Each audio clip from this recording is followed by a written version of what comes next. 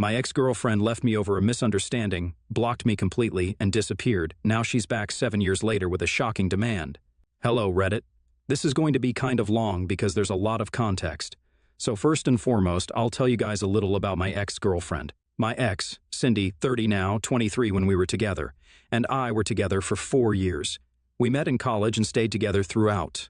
We even got an apartment together once we graduated and lived together for a year before she broke things off with me abruptly and without an explanation. Cindy was 1 year older than me and a senior in college. I was too shy to go talk to her, and she's the one who had to initiate the relationship. She asked me out. She said, "I love you" first after 6 months of being together, and she was the one who suggested that we move in together after college. She was a wonderful girlfriend. For those who can't tell, this is sarcasm in every way but one. She was just very insecure. I don't know what it was. Maybe it was because I never really took initiative in the relationship or something similar, but she was just always very insecure and jealous. She'd hate it when I spoke to other girls, no matter who they were. So, after a couple of fights, I cut off all my friends who happened to be women because Cindy was more important to me than being friends with other women. And it wasn't just friends from college who I stopped talking to. I also stopped speaking to my school friends who'd been friends with me for more than 5 years at that point. I'm back to talking to them because Cindy's not in my life anymore, and my wife's cool with my friends regardless of gender. But back then, I was just friends with my guy friends, and I wasn't even allowed to go out with them to have a boys' night because Cindy believed that it would just be an excuse for us to all go to bars, get wasted, and pick up girls. I didn't think that was fair to me because she'd forbid me from seeing anyone without her because of how insecure she was. But I couldn't see how wrong it all was because I was too in love with her. And I felt like she was too. She'd tell me all the time about how much she loved me and said that she couldn't live without me, she couldn't imagine a future without me and whatnot. So I stayed despite everything because I wanted to marry her and be with her. That's all I wanted. But with time, it became more and more difficult to stay with her since she just kept getting more suspicious and weird about me. By the time we were living together, I couldn't do anything without her breathing down my neck. She checked my phone all the time, she'd monitor my movements, and if I didn't update her on my location at all times, then she'd threaten to lock me out when I came back home. So by now, you guys have some idea about how toxic our relationship had turned by the time we broke up. I still somehow found it in me to stay with her, but then, surprisingly, she's the one who broke up with me, and it was over something insane because it was just a small misunderstanding that led to our breakup. One day, my sister visited me without announcing her visit, which she usually did to make sure Cindy didn't suspect me and think that maybe I was having other girls over. Cindy wasn't at home when my sister Lauren, 33 Fahrenheit, dropped by. She was at a friend's place because she was allowed to meet her friends, and I wasn't allowed to suspect her. Anyhow, Lauren surprised me by dropping in unannounced, and I was so surprised to see her that I didn't even text Cindy to tell her that Lauren had come over, which I would have usually done. We got to talking, and we spent around 2 hours together at home. But then all of a sudden, she received a call from her boss and had to leave to go back to work urgently. The thing that caused my breakup was, unfortunately, the lipstick that Lauren left behind. She had taken it out to reapply it before she headed back to work. She was in a rush to leave, so she forgot it on the couch, and it was so small that I didn't notice it either. Then Cindy came back home a little after Lauren left, and she seemed happy until she found the little lipstick. I still remember it as clear as day. She sat on the couch and sprang back up as soon as she sat, then grabbed the lipstick that she'd sat down on. And I instantly knew that I was screwed because there was no way in hell that she was going to let this one slide. I tried to downplay it and told her the truth instantly. I told her that Lauren had come over to visit during her lunch hours and she'd taken out the lipstick to reapply it because she had to go back to work. I explained that she was rushing to go back home, so she'd forgotten to put it back in her purse. But just as I expected, Cindy didn't buy even a word of what I told her for a couple of reasons. Like I said, she brought up that Lauren usually texts Cindy and me both in the group chat that has the 3 of us before she comes over. She hadn't done that this time. And secondly, she thought that it was very unlikely that Lauren would take out her lipstick to reapply it in our house because my sister wasn't really one for makeup. She was convinced that I'd had another girl over and absolutely flipped out. And when I say flipped out, I don't mean it lightly. She really went psychotic, started screaming at me, cursing at me, and randomly started throwing things to the floor. First, she went for the cushions. Then she threw some books to the floor while raging at me. But then it crossed a line when she grabbed the TV remote and threw it right at me. I ducked and managed to avoid it, but I knew that I needed to get the hell out of there. So I ran to our bedroom and locked myself in. I didn't have my phone with me, so I couldn't call anyone for help, and I just had to stay there by myself for like an hour while she went on and on about how I had betrayed her. She was screaming like a banshee outside the room, and I'll say that I was pretty scared. Then finally, the screaming sort of calmed down, and I finally gathered the courage to leave the room and check outside. I noticed that she was gone and had left the door wide open. I didn't try to talk to her or contact her in any way for the next couple of hours because I figured that she had just gone on a walk to clear her head or something. But then when she didn't even come home by midnight, I started to get a little worried and decided I was going to try and call her. To my surprise, I noticed that the call didn't go through, and after the first couple of tries, I realized that she had blocked me. I tried to text her, but with no luck because I was blocked there as well, and she had also removed me from all her social media accounts. I was paranoid and tried to call her friends, but they didn't answer my calls either. And I guess they had blocked me too. For the next few weeks, I just kept trying to contact her in any way I could, but she just did not answer. After almost a month of trying to track her down, I gave up because I realized that she did not want to be found, not by me at least. I was completely lost without her, and the next few months were really the toughest of my life. I don't know how I got through it. All I would do was just go to work, come back, miss her, and pretend that things were fine.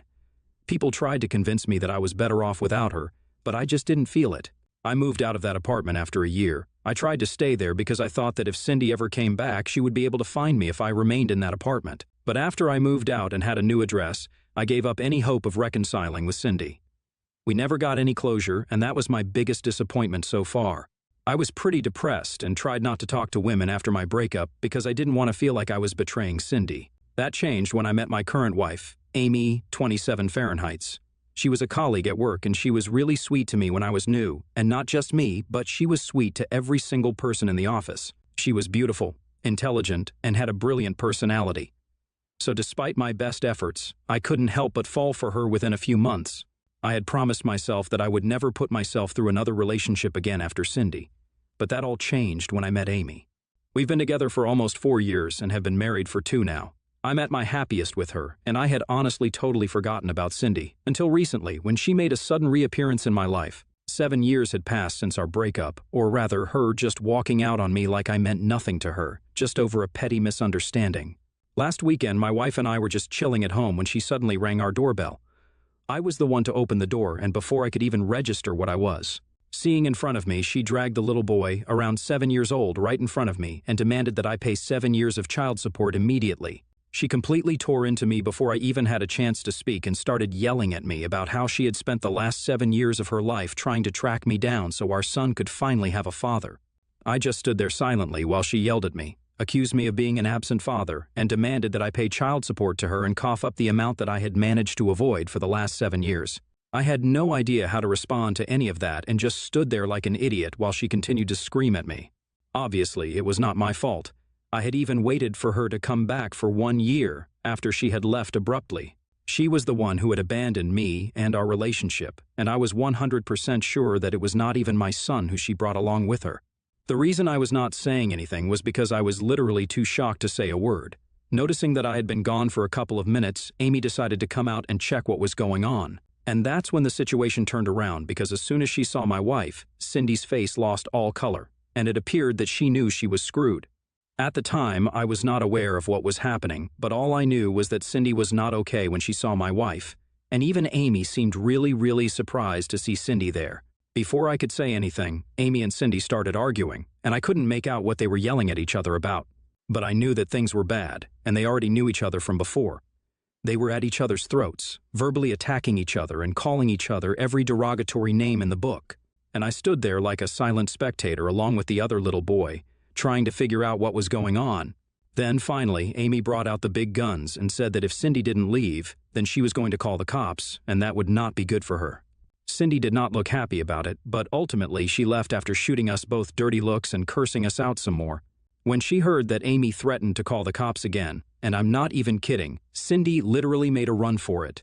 She grabbed her son as soon as Amy mentioned the cops and got out of there as quickly as she could. I had no idea what just happened, but I figured that Amy would tell me everything after Cindy left. Now, this is where things took a really weird turn because as soon as Cindy left, Amy turned towards me and started screaming at me, saying things like, "How could you do this to me? And I can't believe you hid this from me." I still didn't say anything and just stood there looking at her really confused because that's how I felt. I was really confused. And the things she was accusing me of also did not make any sense to me. She was acting as if I had hidden my relationship with Cindy from her on purpose or something, but I had not done that. I'd always been very open with Amy and told her everything about my ex, so I did not understand why she was reacting the way she was. The only thing that I hadn't done was show her a picture of Cindy ever. But that wasn't on purpose. It was mostly because I had lost my phone before I moved into my new house, and it had all my pictures with Cindy on it. So when I lost that, I lost a lot of pictures that I had with her. I had also deleted most of my pictures with her off my social media because it was a very painful reminder of what our relationship used to be and how she had just disappeared without an explanation. So to sum it up, I deleted my pictures with her on my social media, and then I lost my phone. So I lost all the pictures that I had with her because I hadn't backed them up anywhere else either. I never tried to get them back because I just thought that it was a good thing that I didn't have any pictures with her anymore, since it just meant one less thing that would remind me of her. Sure, we had a couple of group photos that were still up on my friends' social media accounts, but I made them take it all down because I didn't want to see myself with her anymore. I would have shown those pictures to Amy had she ever asked for it, but she didn't. And it just seemed like too much work to go digging for group photos or photos of me and Cindy to show to Amy when she didn't even seem interested in seeing the woman, so I never got around to showing Amy how Cindy looked. After that incident, Amy said that she wanted to leave and go live with her parents for a while so that she could cool down and clear her head before she came back. In spite of me begging her to stay, she still left because she said that she just did not want to be in the same room as me for a while and really needed her own space to deal with this. I didn't even know what this was because she did not give me an explanation, and it just felt like a repeat of whatever had taken place with me and Cindy. I was devastated for that entire day, and it wasn't until the next day that I finally made some calls to try and figure out what exactly was going on. I called her parents first, but they told me that I should have told them about Cindy before instead of just springing it on her like this. They fried me for a while and then disconnected the call without giving me any explanation. So then I called Amy's oldest sister, my sister-in-law, who was the only other person likely to have an explanation. I was completely lost, and she was my last hope. So when she answered my call, I wasted no time in explaining what had happened, and that's when she told me the real story of how Amy and Cindy knew each other. Apparently, Cindy and Amy were cousins. Cindy's real name was Cinia. They're not her real names. I'm just using similar examples, which was something I had never used to refer to her, which is why Amy had never made the connection. Apparently, Cindy had always been a big bully who had pretty much ruined Amy's childhood. Things had been bad between them for a while, but it all came to a head on Amy's 18th birthday. Cindy hooked up with Amy's longtime boyfriend of almost 3 years. My in-laws were pissed, and Amy's mother, Cindy's mother's sister, got into a huge fight over Cindy's behavior. Obviously, both parents took their own kid's side, and so their family stopped speaking to each other. They were completely cut off from one another. But the bullying did not end there because Cindy decided that she was going to take revenge on her cousin by spreading nasty rumors about her online. It got to a point where their parents had to get involved all over again, and this time Cindy finally decided that she was going to leave Amy alone, but only because her parents had told her to cut it out. That was the last time the two cousins spoke to each other, and finally they met about a couple of days ago because of me. After the phone call with my sister-in-law, I finally figured out why Amy had been so mad when she saw Cindy at our door. Apparently, the meeting with Cindy, or Cinia as Amy knew her, had brought up painful memories for both of us. I spoke to her after that phone call, and I guess my sister-in-law must have talked to her because she finally talked to me instead of just letting the phone ring. I told her that I understood where she was coming from, but it wasn't exactly my fault that we hadn't been able to find out about this common link between us. Mostly because she'd never asked or shown an interest in Cindy, and rightfully so, since it was all in the past anyway. And she was the future for me. Had she asked me about Cindy even once, then I would have instantly shown her a picture, and we wouldn't have had to wait for so long to find out about this connection between us. I tried to explain my side of the story to her rationally, but for some reason, she still thinks that I am the bad guy here, and that I should have known more about my past relationship, so she would have asked me about it as well, and then we would have been able to uncover this sooner. I just couldn't see how any of this was my fault, and I told her so as well. So she got really mad at me and stopped speaking to me after telling me that I was being stupid and self-involved. She then told me that she had a horrible history with Cindy, and she expected me to understand and respect that, to which I replied that I had a horrible past with her as well. But I didn't see Amy trying to be understanding of that. I guess that really offended her because she told me that I won the Olympics for having the worst past ever, and then she hung up.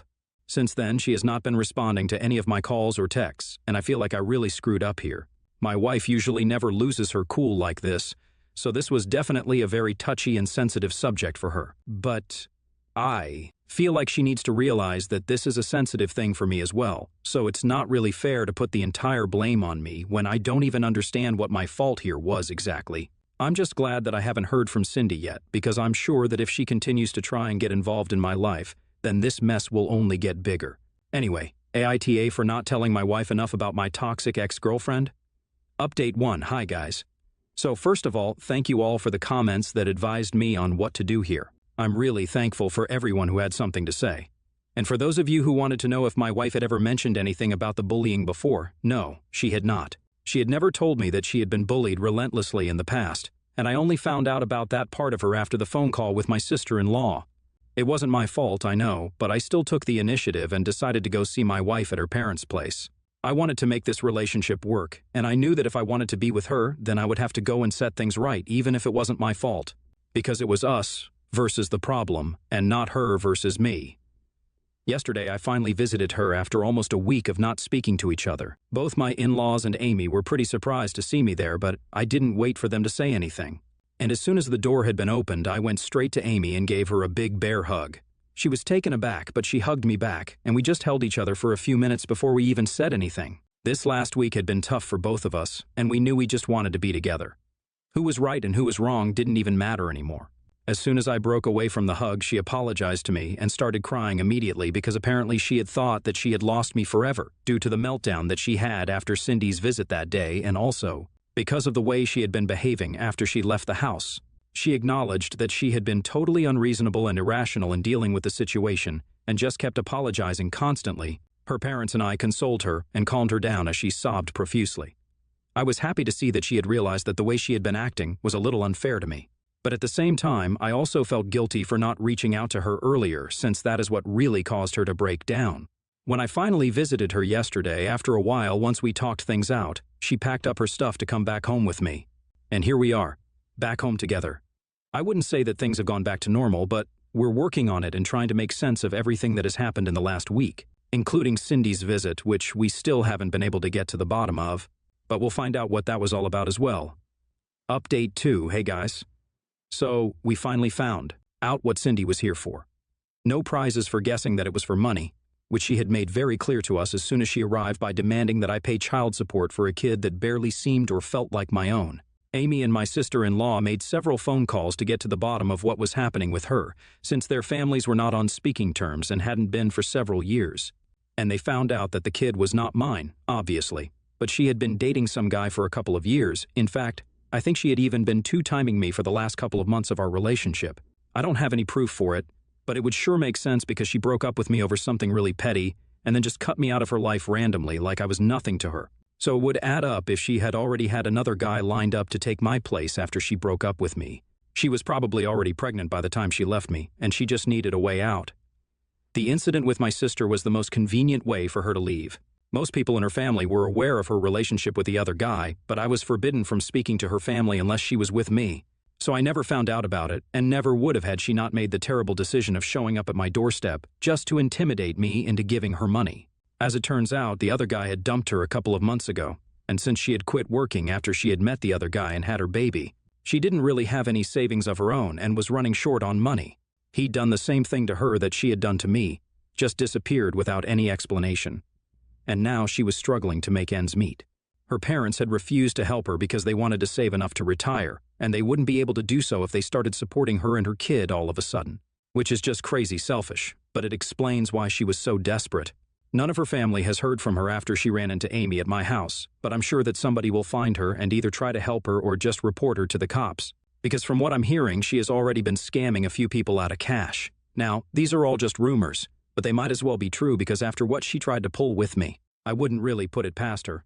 Update 3. So, it's a late update, but Amy and I have decided to join couples counseling as well as individual therapy because I don't think we are dealing with her past as well as we thought we were. Just one appearance from Cindy had sent our lives crashing and burning.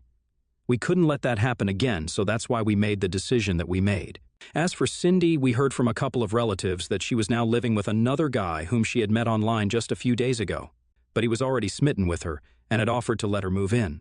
Her parents were inconsolable because of how she had been acting, and even more so as she had told them that they were not allowed to meet their grandson anymore. Not to take her side, but honestly, what were her parents even expecting? They had turned her away when she needed them, and now they expected her to just be fine with it? That's just ridiculous. They had always enabled her behavior, be it with me or with Amy. Her parents weren't pleasant people, and clearly neither was she. The apple doesn't fall too far from the tree, and she's living proof of it. Amy and I just feel bad that the poor kid has to suffer the consequences of her bad decisions.